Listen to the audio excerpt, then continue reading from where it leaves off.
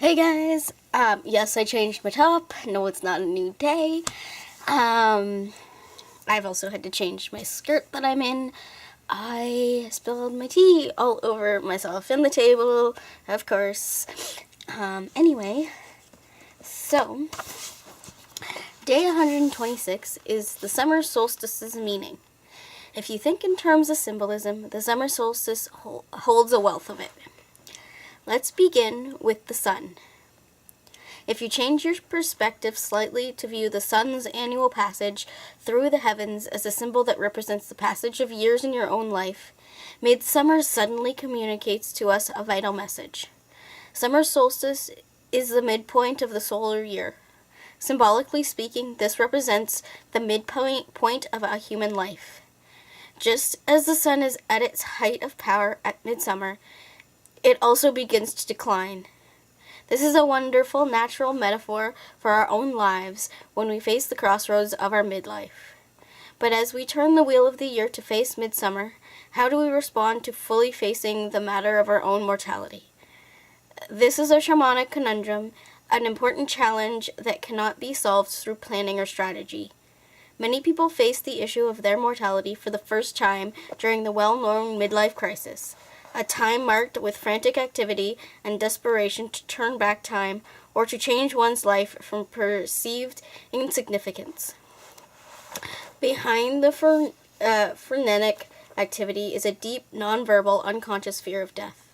What should we do with all of this? Should we run and hide? Should we give up? Nature provides us with an answer, which is encoded in the sun's activity. When we think of the sun and its decline, we note that it does not scatter its power in fear and desperation. It does not attempt to turn back time or change the way things are. It simply shines fully, brightly, just as it is, fading into the ever-darkening year. In our own lives, this symbolizes the practice of accepting fully our lives as they are in the moment without fear or striving for effect. It teaches us to acknowledge and surrender to a natural progression that cannot ever be changed.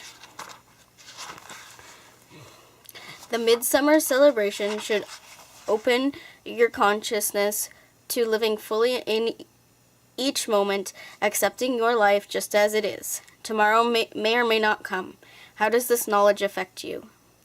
Practice solar magic house blessing. What you'll need is a page of blank white paper, a red pen, a ruler to help create the solar mathematical table, chamomile essential oil, which is optional. Today, and in the actual summer solstice, bless and energize your home with the sun's magical square, also called the planetary Camia, by the ancient magus Cornelius Agrippa. The Camia is meant to mathematically represent the spirit or energy of the sun, or of other planets or spiritual powers. By creating the solar magical square and by placing it over your doorway, you assure the strength and vitality of the sun to permeate your home and your life. A word to the wise. Interestingly, if you add up the numbers in any given magic square, either vertically, horizontally, or diagonally, you arrive at the same total. To begin, take out a blank piece of paper. Magical squares are traditionally engraved on never-before-used parchment paper. But most magical practitioners agree that regular blank white paper is effective. Use a ruler or straight edge to create an equal-sided square.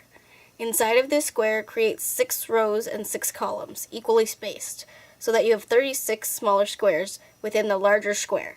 Fill the squares as shown below. As shown here. Cut out the square and rub the edges of the paper, rubbing clockwise around the edges with chamomile essential oil. Hang this over the front door of your home.